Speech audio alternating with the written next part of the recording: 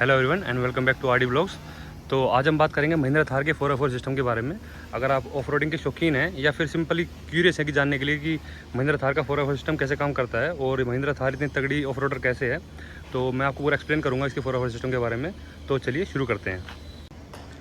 तो सबसे पहले समझते हैं कि 4x4 सिस्टम एक्चुअल में होता क्या है। सिंपल टर्म्स में 4x4 सिस्टम यानी 4 व्हील ड्राइव होता है, जिसमें कि चारों पहियों में इक्वल पावर जाती है इंजन के थ्रू।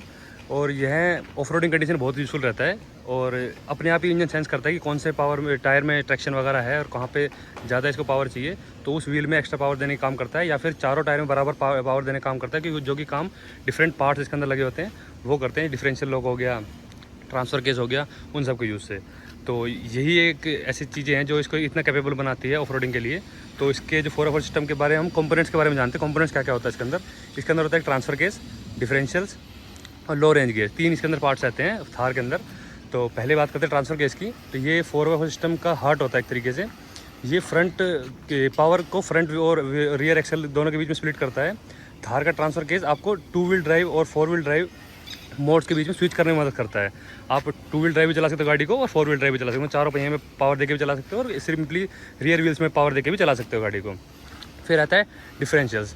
दोनों फ्रंट और रियर में डिफरेंशियल होते हैं जो कि पावर डिस्ट्रीब्यूशन मैनेज करते हैं।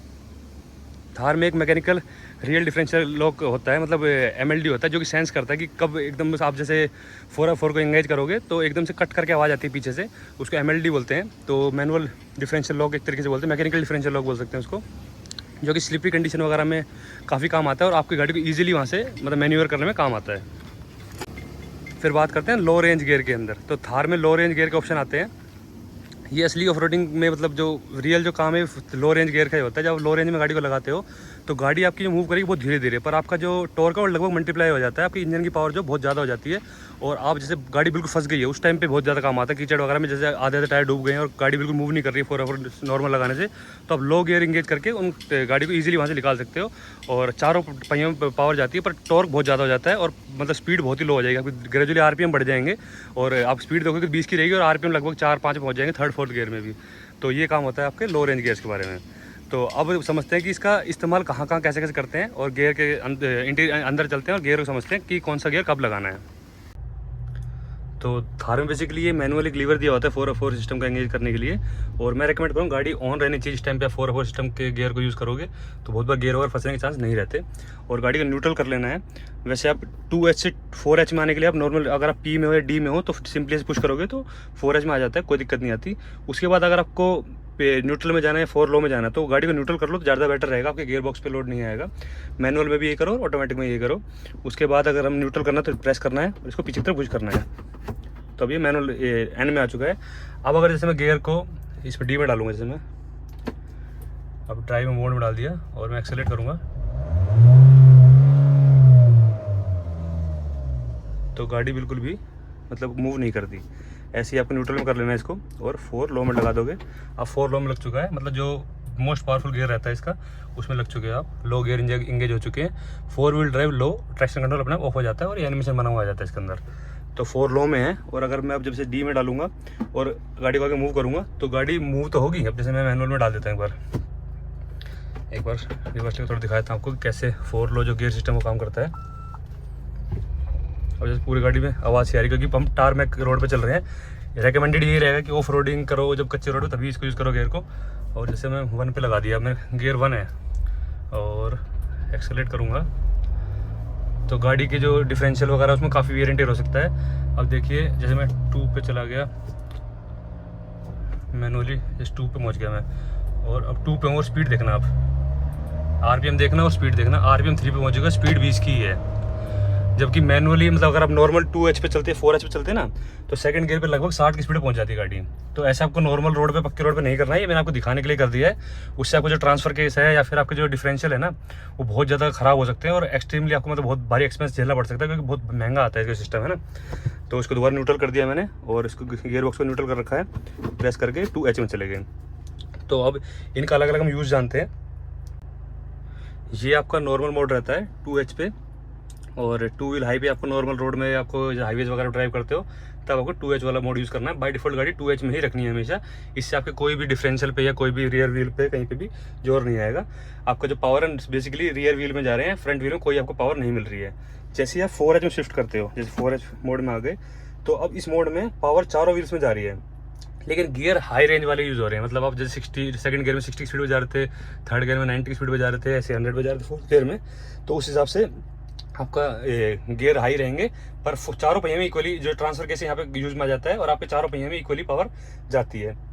ये तब यूज़ कर रहे हैं जैसे आपको नॉर्मल गाड़ी कच्चे पक्के में चलानी, स्नोई जैसे वो आ गया रोड उसमें चलानी, और चारों व्हील्स में ट्रैक्शन चाहिए, पावर चाहिए, और आपको कहीं ना कहीं डाउट है गाड़ी आगे फंस जाएगी, तो वहाँ पे आप 4H को लगा सकते हो। अब उसका मेन जो गियर है 4 लो, जैसे हमने न्यूट्रल करके फिर 4 लो में लगा दिया। अब मेन खेल दोस्तों यहीं शुरू होता है। जो असली ऑफ रोडिंग है वो असली ऑफ रोडिंग में ये वाला गियर काम आता है। बेसिकली ये मोड सबसे मतलब टफ टेरेन में यूज़ करना है आपको। और जब आपकी गाड़ी बिल्कुल स्टक हो चुकी है, या आपको पता है जैसे आप कहीं बहुत ही ज़्यादा मड़ी इलाके में चल रहे हो या बहुत ज़्यादा गहरी स्नो है और वहाँ पे गाड़ी बार बार फंस रही है, हर बार आपको 4H से 4 लो में शिफ्ट करना पड़ रहा है, तो आप 4 लो में शिफ्ट कर लो और गाड़ी आपकी बिल्कुल मतलब मैन्योरिटी देगी, बहुत ज़्यादा व्हील्स को ट्रैक्शन देगी और आपकी गाड़ी ईजिली किसी भी टेरेन से निकल जाएगी, रॉकी हो चाहे वो मडी हो कैसा भी हो।